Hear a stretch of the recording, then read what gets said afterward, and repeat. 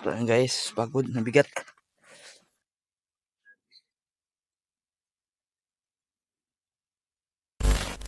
So ayun na guys, good morning. Good day sa ating lahat. So dito tayo ngayon, maagang maga. Kukuha tayo ng binhi ni tatay na paalay, binigay sa kanya ng aming kakilala. So nasa 40 kilos, so yun, papasanin natin ngayon. Tsaka dadalhin natin sa bahay. So ayun na guys, ito yung dalawang sako na binhi ni tatay. Bigay ito ng DE galing sa munisipyo. So ito yung gagamitin niya pang tanim, pang binhi. So ito yung papasanin natin.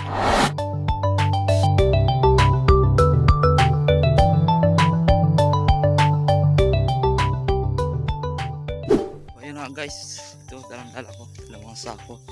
So sa nagbigay pala, maraming salamat sa kay Kerwin. So laking tulong to sa amin, lalo na naghihirap kami sa paghanap ng binhi.